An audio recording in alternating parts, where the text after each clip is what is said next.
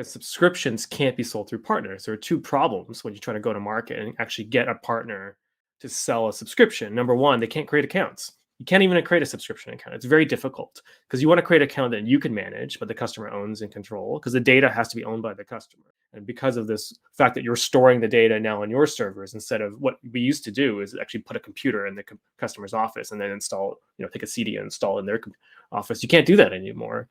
So there has to be some kind of contractual relationship between the customer and the software vendor. So that's difficult. Oh, it's manageable. The second problem, which is almost impossible, is the billing. How do you pay for a subscription and expense it to the client without getting stuck in the middle of this financial risk? It's an ongoing recurring charge and liability, and all the bookkeeping, especially since most SaaS is variable cost. It changes price all the time. So you got to watch that expense carefully. And the bookkeeping overhead overwhelms. And this was a very interesting problem. I thought, honestly, in 2007.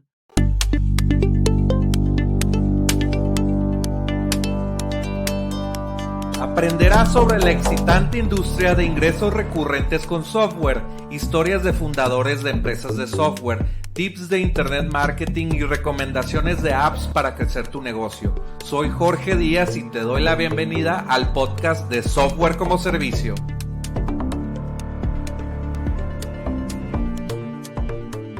Hello, welcome to the Software como Servicio podcast. This episode will be in English because we have a special guest. It's Sunir Shah from AppBind. Welcome Thanks for to having the show. Thanks for having me. And now I wish that my Spanish language had unfortunately. No chance to practice here in Canada where I live. You didn't understand the intro. A little bit. I mean, we learned French. It's not that different because we're Canadian.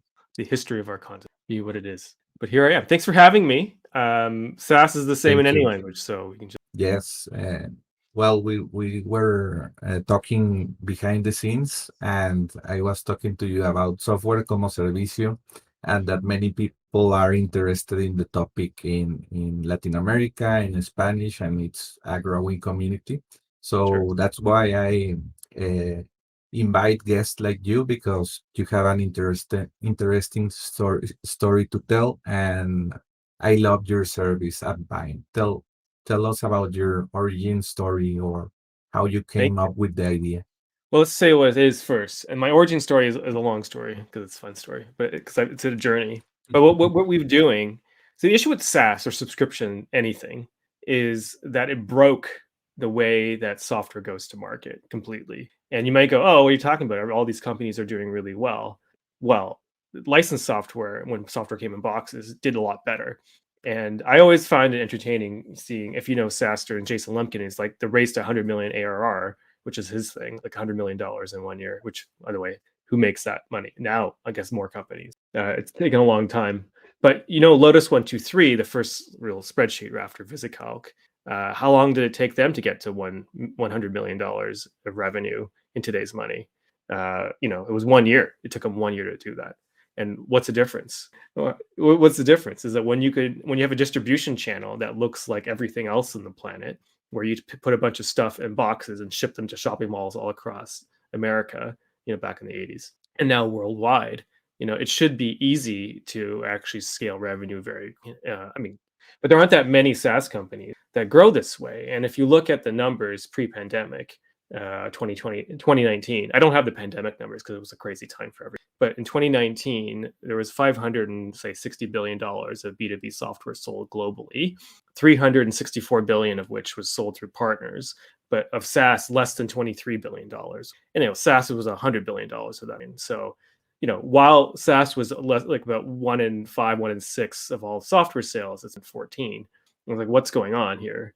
And that's just the software itself. And then you look at services revenue, which is, in 2019 was $2.1 trillion, of which Microsoft was half. Microsoft is an enormous company, by the way. People don't really appreciate it. I don't know why, but Microsoft is 1/80th of the world's economy, them and their aftermarket, 1.3 trillion.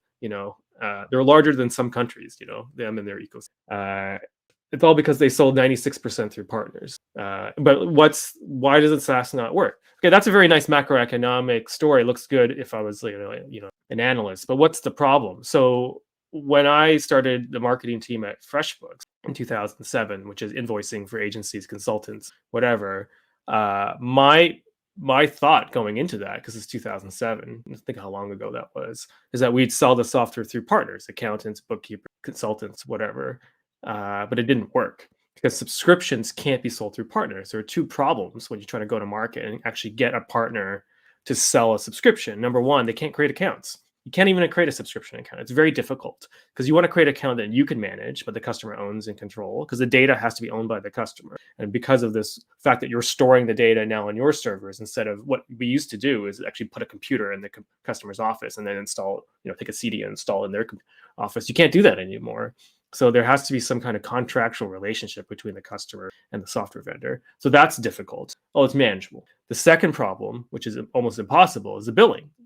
How do you pay for a subscription and expense it to the client without getting stuck in the middle of this financial risk? It's an ongoing recurring charge and liability, and all the bookkeeping, especially since most SaaS is variable cost. It changes price all the time. So you got to watch that expense carefully.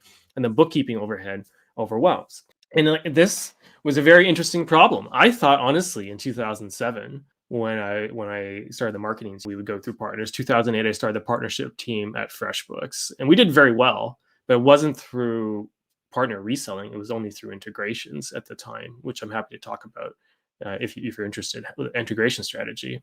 But we kept trying because there's so much demand. There's so many people who love the product who said, I could sell this to our customers. How do I do it? They kept asking us for how. And, I'm a computer scientist by training. And so I immediately thought about a solution technically to solve it. And we took, in today's money, every year the number goes up it's $500,000 in today's money. We spent, and we had a third of the engineering team basically. And even I thought this was crazy. So I went to the CEO, Mike, and it's like, Mike, you got to fire me. This is crazy. I didn't want to get fired, but this project was stupid. It was painful to continue because you can't divert a third of the company's resources, to this go-to-market channel. And if it wasn't driving a third of the revenue, it doesn't make any sense, and we'd have to maintain it. And the issue is, it wasn't the initial build, which was extraordinarily expensive to build it out. The issue was we'd have to touch that billing system and rip it apart, because SaaS billing is not simple. It's not like what we used to do. Because I used to work in a Microsoft shop. First, we were consultants, and then we built a product. And when we built a product, when partners called us to say, "I love your product. How do I sell it to our customers?" Which is the greatest. It was very easy. It's like, "What's your address? We'll ship you a bunch of boxes by FedEx and salute you. Good luck." And we sell it to you at 40% list. That's it. It was very simple. It was just a transaction. But it doesn't work with subscriptions. And so why? The billing system, because recurring upgrades, downgrades, churn, cancellation, variable costs, all that stuff is very complicated. And your entire company operationally is wrapped around that central billing and CRM system. And so everyone will fight the partner team. You're just picking a fight with literally everybody internally. Not that you want to, but it's just so much friction. It's terrible. So all of support will fight you because now every account that comes in, they have to know if it's partner attached or not, how to deal with it or not. They can't stand it. Finance will hate it because they have to track it. Product and engineering will hate it because they want to change the pricing model in the future and they want to have the flexibility to do it. Sales will hate it because they got to figure out a quote and price. It's very, very, very confusing. And so this blew my mind. We failed. And I wasn't the only, I'm not the only company who's, yet still, then I went to Olark, live chat. I was CMO there. And the demand was there still. People wanted to bring our live chat products into all these e-commerce sites and whatever. We still couldn't figure out how to sell it, And we tried to go using the referral model, which is what everyone does, right? It's almost always referrals and referral links. And it's like, well, what's the problem with that? What's the problem with that? Here's the problem. And I actually wish I learned this because I'm a smart person. I'm not smart. I just failed a lot. I failed so many times. So I was consulting after I left Olark because I left Olark. I had my third kid coming. I live in Canada. They're in America. So I wanted the pat leave. We have I hate telling this, but we have 12 now. We have 18 months of. So I wanted to do some of that. So I left, but I didn't want to do. I didn't want to get a job because then I wouldn't have leave. So I was consulting again. I consulted back and forth. So I was like, okay. But this is now I'm doing it in subscription land rather than license land. So now I'm like, okay, how do I deal with this? And I didn't buy the subscriptions for my client. And he was a fashion retailer. He was making clothes, making a bricks and mortar store. He was making a line of clothes. And we're doing the e-commerce. I was working on the analytics, conversion rate optimization, and funnel to like the advertising funnel and I didn't buy anything. So 3 days from launch, he noticed there's no phone number, like there's no tracking, nothing is working like that I'm supposed to do because I didn't buy anything. Every Monday, I asked him every Monday, can you sign up for these, branch and talk to us? He's like, yeah, sure. But it was like, he's making clothes. He's a clothier, I'm asking him to buy computer science stuff. And finally he let me have it. He said, Sunir, my plumber, okay, he's making a store. My plumber's not making me buy my own pipes. I expected you to take care of this for me. Working with you is 10 times harder than not working with, because I just threw all the work back on his shoulder. And I was like, God damn. So I went and bought the subscriptions, and then canceled my credit card because then we'll get charged again. Did an all-nighter, delivered, and then of course he fired me. And I asked him, after a month later, because we had actually pretty good rapport. I had this idea for AppBind. It's like, what was your experience as a client? Yeah, you wasted my time, confused me, slowed down the project, did that for everyone else. You couldn't even control your own time. I don't know how anyone can run a business like that, right? And I was like, yeah. And I asked him, when did you decide to fire me? And this is what kills me. He says, oh yeah, on the first call. It still hurts this. The first call.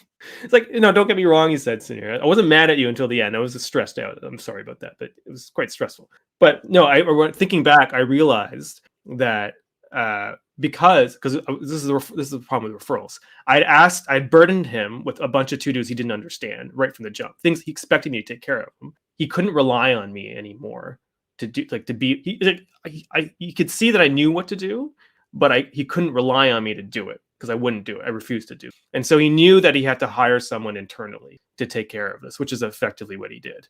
Right. And he did that basically, but he couldn't handle it up until launch. So he was just dealing with me until he had free time to hire someone internally. He hired someone internally, and that was the end of me. So I had fired myself by burdening my client. Right. And this is the problem with referrals. Like, your plumber would never send you to a hardware store to buy your own pipes, pumps, valves, if your basement is flooded. Right. My basement is flooding. Like, can you deal with this? Like, I don't want to talk to 3 sump pump manufacturers to see which one best suits my organizational needs. Get the water out of my basement. But if your marketing funnel is leaking, this is exactly what a lot of market agencies are doing. They're like making you like, let's talk to Salesforce. Let's talk to HubSpot. I don't care. Just get this thing working. Like, do you want to use reply.io or Hunter or Snovio or SalesLoft? Like, I don't outreach. I don't know. If I knew, I would have done it. And this is actually, I think, what a lot of SaaS companies, it's invisible to them because we can't see our customers anymore. But this is what's happening. Like, if you think from the customer's point of view, at least a third and probably a half of potential customers, whether it's a small business or an enterprise, they do not have the wherewithal internally to purchase directly. They have to hire externally because they just don't have the staff or experience or time or whatever it is. And therefore, if you do not provide an opportunity to them to bring in additional trusted experts on a contract basis to get them going, they're not going to be able to buy your software. And you know who they're going to buy? Your competitors, because it's the only, as far as the customer is concerned, they don't actually care about which software they're using most of the time. They care about their problem. And if the partner between you and the customer finds it easier to work with another company, they're just going to work with that company. For them, their only focus is on getting that client, back in control as quickly as possible. So whoever supports them best. And this is a long story to tell you where AppBind came from. We're a portal that basically allows you to drop in, doesn't touch the billing system, allows you to support your solution partners, let them basically purchase your software without being in the middle of the subscription. We invoice the client and bill the client automatically, and we don't ever need to integrate with your bill, which sounds like magic. And it is a magic trick, but we can do it. We know how to do it. We have a little magic trick. I could explain what that is. Yeah, I'm showing your website here in the video version of the podcast, and you use like a virtual card, right? Yeah. So the clever idea that I had after FreshBooks is like, what is the real solution? So this is the version of the site. It says subscription manager for agencies. I realized the agencies need something for them. They need a vendor management portal. But what's a subscription, right? A subscription is how you sign up and how you pay for it. And what they needed is some way that they could do it on behalf of a client. So we make a virtual shared email address so they can sign up, forwards emails to them, they manage the accounts, forwards emails to the clients so that they could own the accounts, which is very important. And a virtual shared credit card so that the agencies can pay for the subscriptions or buy the subscriptions, sorry, but we automatically track all the charges. So there's no bookkeeping. We do all the bookkeeping and bill the client automatically so that the agencies will have the financial risks. And the clients own everything in the beginning. And we handle all the transfers at the end of the project. So the clients always own their stuff. And it's been transformative for the agencies on our site who are on our product to use it, because they can start building. This is key. They get off doing labor, just doing labor. They start building systems again, right? And systems is where the margins is for them. That's how they build a business. It allows them, as it turns out, to bring in more and more and more different kinds of software to the client. So it's easier for them to say yes to you as a software vendor. I can bring you to my clients because I know how I can implement it and then build to the client without having to get the client involved. And for the SaaS vendors, because it's a credit card, we don't need an integration. We don't need anything. We can just go in literally in a day, turn it on, get you set up, and allow your partners to onboard and start purchasing your software. We handle all the commissions because we can track the money across the credit card. We'll rebate them automatically. We'll show you all their all the partners, all the customers, all the relationships. It's amazing what you can do with a virtual credit card. It's incredible. Yeah, I have been thinking about this business model. Like you can be a consultant on HubSpot,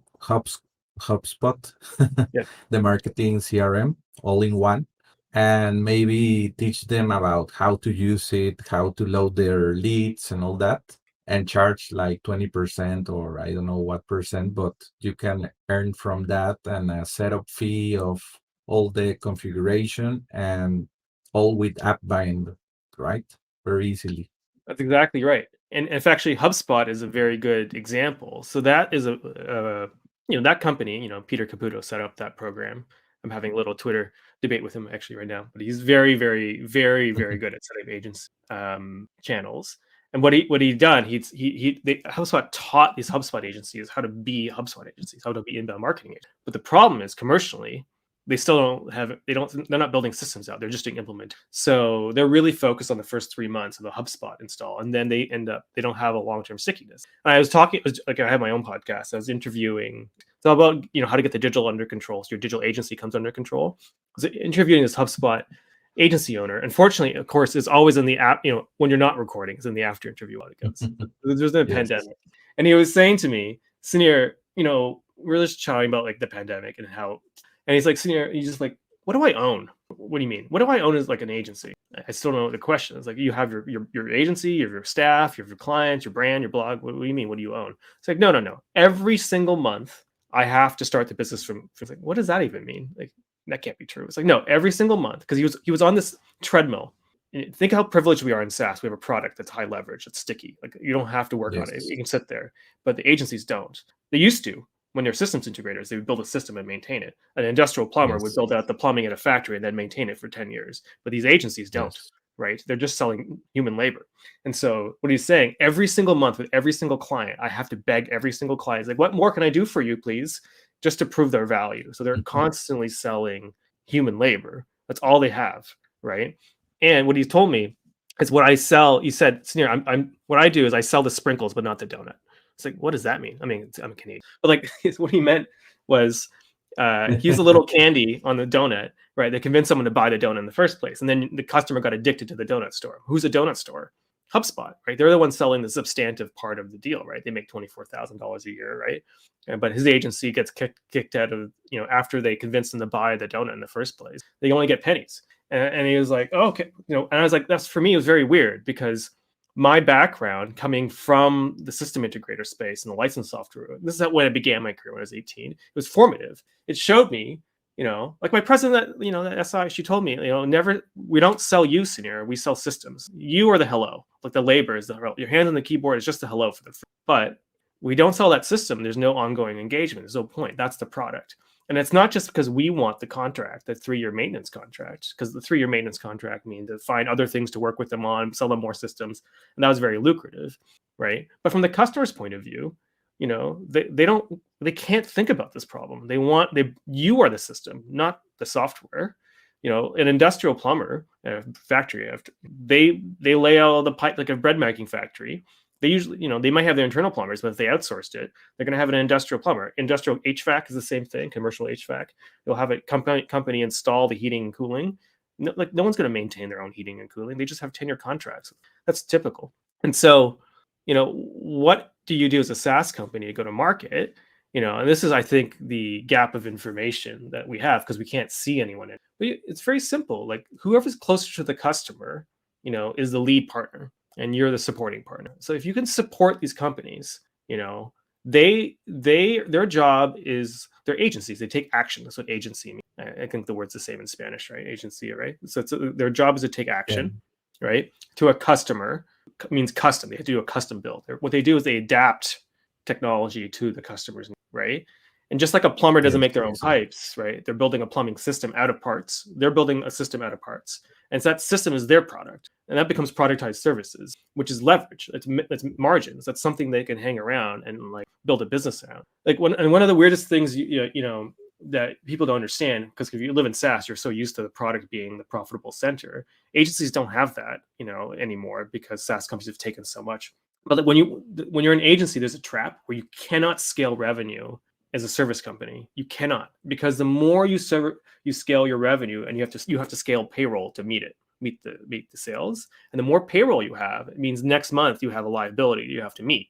So that you're on this treadmill where you have to run faster and faster down this hill, and you just can't keep up. You'll break your legs, doing this. They need something where they have a sustainable product of some kind, which is usually the system of products. And that's their value to you. They can bring your product in plus your technical integration partners together into a solution and deliver the whole thing. That's their role in the ecosystem. And if you think about it that way, it's actually a lot easier to figure out how do you go market with them.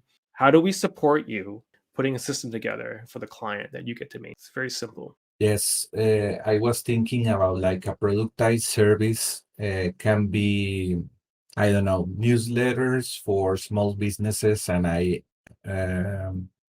choose Active Campaign or MailChimp or whatever, and you now can earn money by managing all the things, right? Like writing the newsletter, managing the software, but with AppBind, it's an easy way to do that, right? That's exactly right. Most of our best market are local marketing agents, because if you're dealing with a restaurant or a plumbing company or handyman service or whatever, I mean, they're not dummies. They're technically capable, but in their domain, right? Like, so they're going to contract out internet marketing, which is another technical to a contractor. And really, the customers don't really care how internet marketing systems are built or funnels or any of this stuff. They can't keep up with it. What do they want? They want one thing: more customers. That's it. So if you deliver them a pipeline of growth of customers, they're happy, right? But then you as an agency, what we're finding on AppBind, it gives them permission to get past Facebook ads and Google ads and HubSpot, right? Just this is the three products. Now they can, bring in more leverage, more tools. So, we're using StreamYard, very popular now, right? Because podcasting is very, very popular. Can you imagine bringing that and organizing a podcast campaign for SMB without having an ability to build out, StreamYard and libs for them? Very difficult, right? All the graphics of StreamYard, the branding, everything. That's right. And then what about Upwork and all these other services you also want to subcontract, like these are kinds of things that you want to be able to flexibly bring in, or generate the result. And every internet marketing campaign is different, Yes. So you want some flexibility to bring in what you need. And AppBind creates the trusted relationship between the client because let me tell you an insight about the Latin American market. They want a service. They don't want self-serve. So that's a big insight about the market. We don't want, or we don't know how to use it. Well, maybe me or my types that maybe use other American SaaS and world SaaS. We know how to use it. We know how to put a credit card there and start using it. But the old timers or the baby boomers of Latin America that are in big corporations, they don't know how to, or new customers even, they don't know how to self-serve or use the self-service, and they want a service. It's more in the culture, I think. I think that's human nature. Like I have this joke that it's true. Like since the age of the pyramids, humans have been contracting to each other, right? When it goes beyond their skill or capability. I mean, it's normal. That's how we work together as Yes. humans, right? And then Yes. subscriptions, SaaS, what it's done is because it forces the customer to buy direct and forces the SaaS companies, therefore, to provide full service, right? It is really killed this market. And frankly, it's just not feasible to grow successfully without supporting half of the market that wants to hire their own. And that is the truth. And you'll see every scaling SaaS company has some kind of solution partner community around it, whether uh, they're allowed to do it with permission and in the light with certified programs, or secretly on the side. But it's going to happen Yes. anyway because customers demand it. I mean, I was talking to, Evernote, just for an example. Yes. So Evernote, they had a huge number of implementation partners. Weirdly, it's a note-taking app, but there's a lot of people who just like want help with everything, right? But they would Yes. never acknowledge these partners.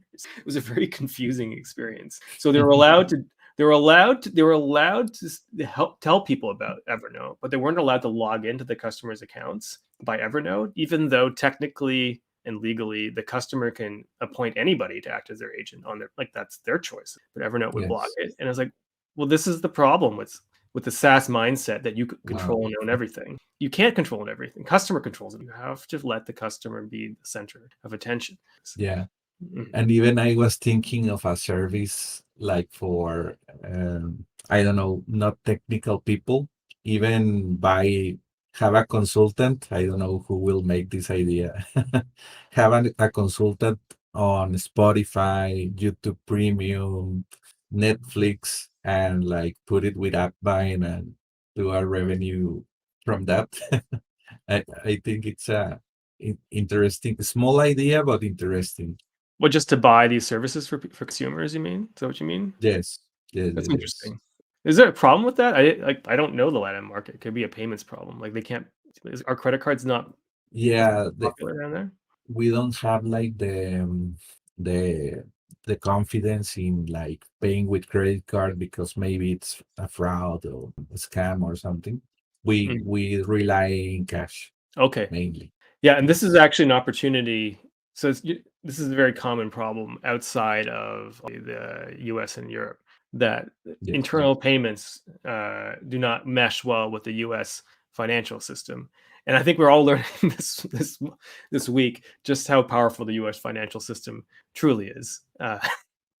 Yes. Like, oh, it does control the world. Okay, great. Okay, so the way AppBind works, it's funny. We all just wanted the pandemic to end and go back to having fun. No, all right. No, no, Yeah, start. another geopolitical problem. Yeah. Yeah. So here's how AppBind works. So everything inside AppBind is internally in US dollars, and we issue US based US credit card. Doesn't mean that we allow you to anonymously use them. We check who you are, but it doesn't matter. We'll issue them.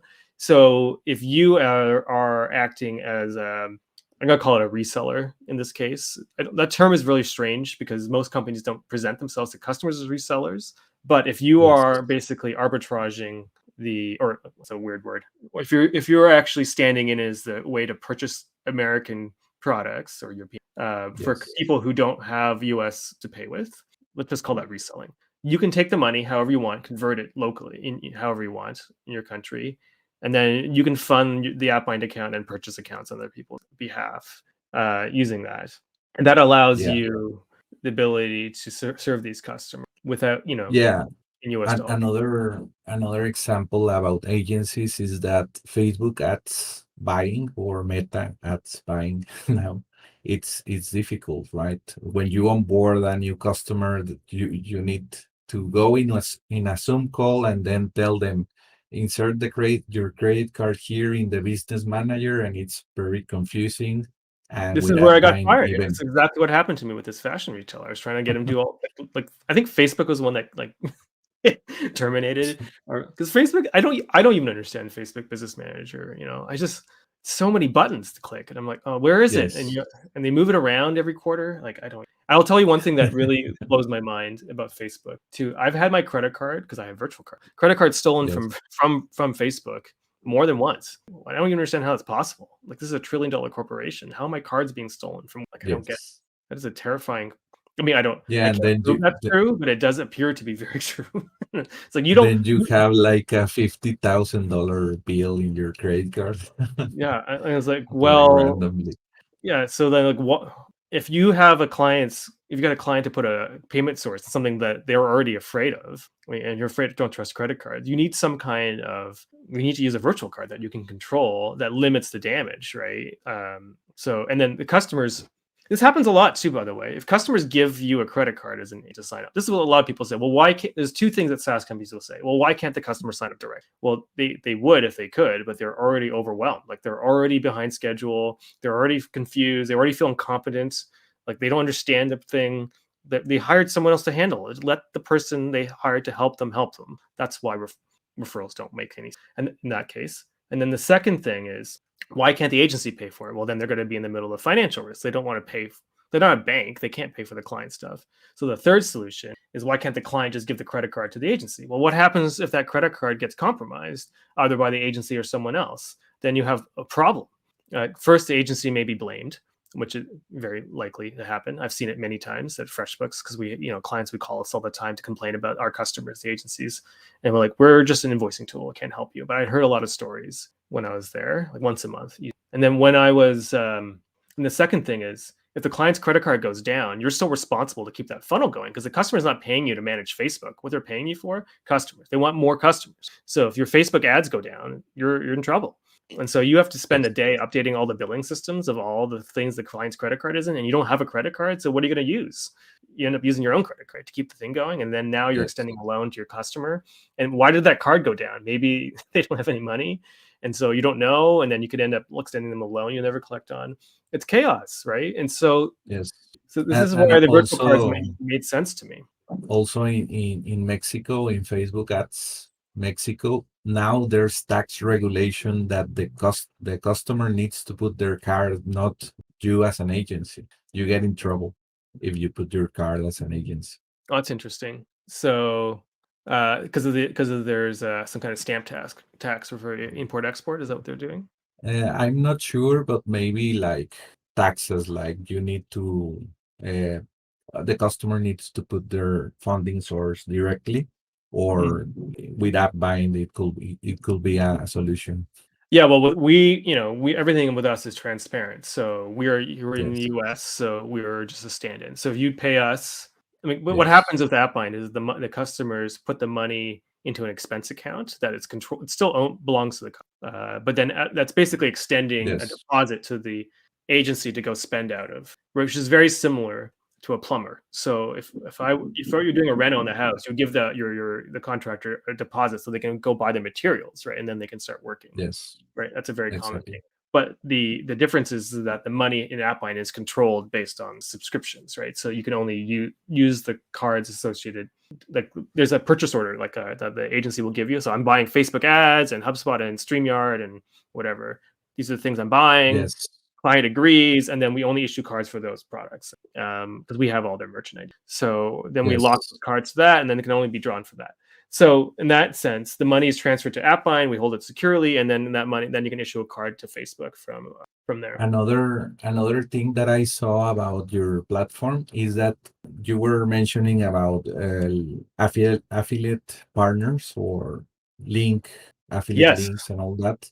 You also can take advantage of that on top of your markup of managing the software, right? yes. This is a very. I don't raise it as a first point, but it is a very actually a long term point. So a lot of first. This is it's not free money, because you're joining a partner program, but it's actually lost. Yes, If you're working with a vendor, you're losing money, because every minute you're spending time with the vendor, you're not billing for, and so you're losing money. So it's very important to, yes, take the money to pay back for your time invested in the vendor. But the second reason you should do it is that the vendors, like the software vendors, they look at these referral programs for agencies that have a lot of clients. So when they have a customer who needs an agency, they go to these agencies. It's going to be a way to build a relationship. And if you're a SaaS yes, vendor who's listening to this and thinking about AppBind might be a good solution for your reseller portal, Like conversely, we show you all the partners on the system using our and who all their customers are. So similarly, you could see who's the best paid partners or not.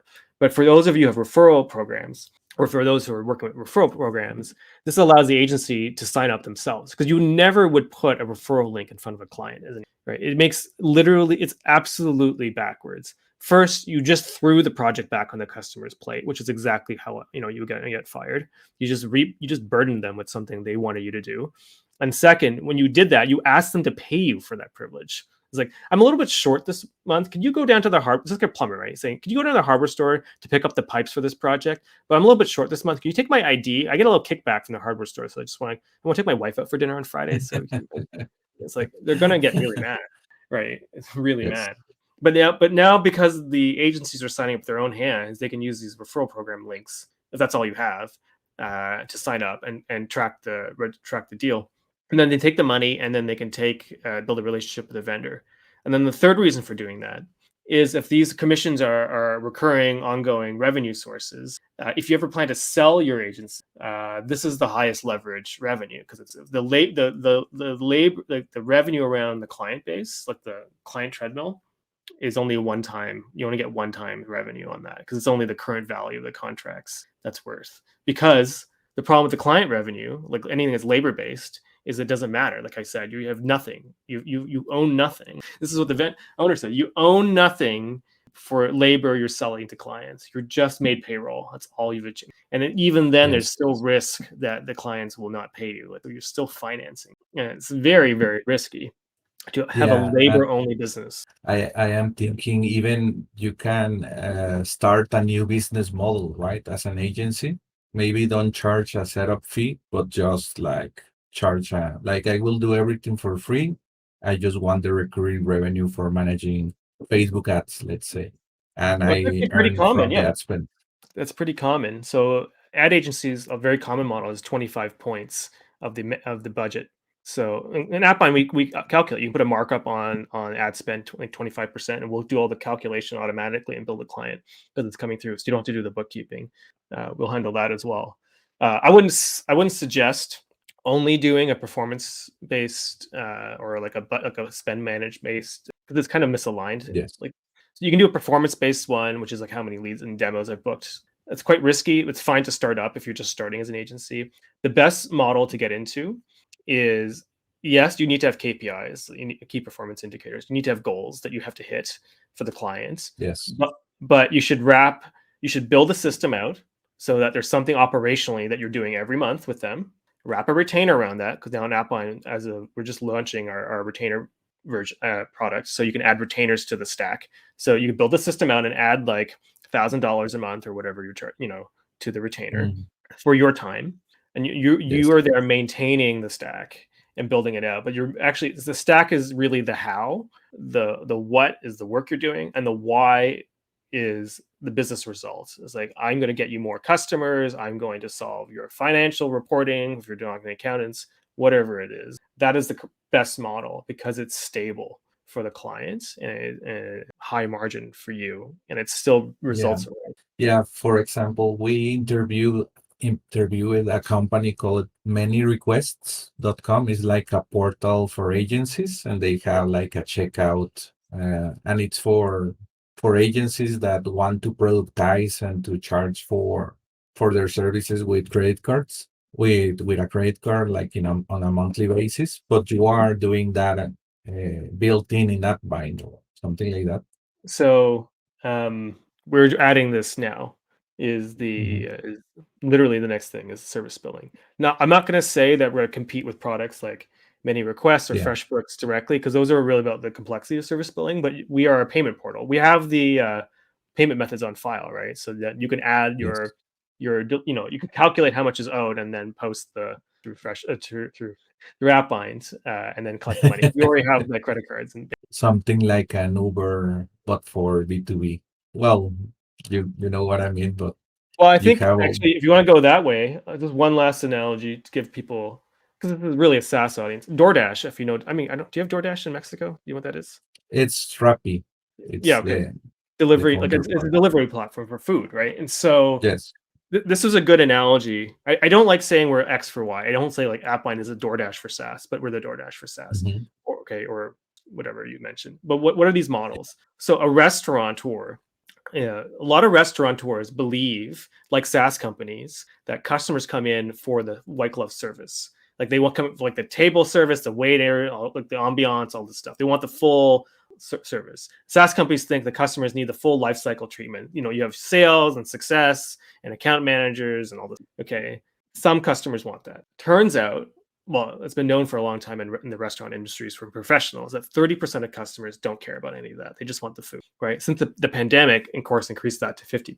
So what these DoorDash, Uber Eats, or whatever, they all found is they would show up to these restaurants with delivery people wearing their uniforms with virtual cards and buy the food. Like, because you don't, the thing with virtual cards, again, you don't need an integration. You can just show up and use a credit card and purchase, right? That's why AppBind works with any SaaS company. Yes. We have 300 apps, right?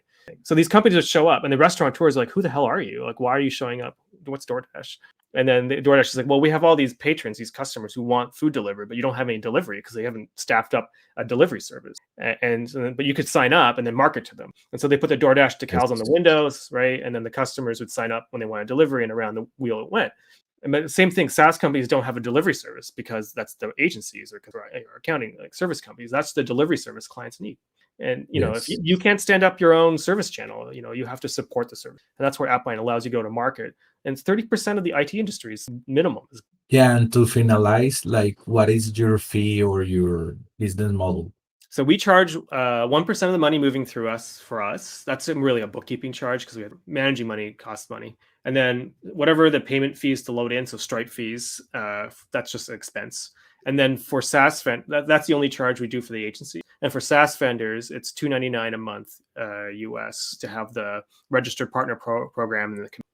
So that should be less than your cost of bookkeeping and allow you to go to market through this channel. That's great. I liked this conversation. Thank you for being here. I think this will a lot of Mexican users, Latin American users will go with you to appbind.com and check you out. Amazing. Yeah, we absolutely love it. Happy to thanks for having me. And what other place can they find you? If you're a SaaS company, AppBind. if you're a SaaS company, I run the trade association of all the SaaS partnership people, cloudsoftwareassociation.com.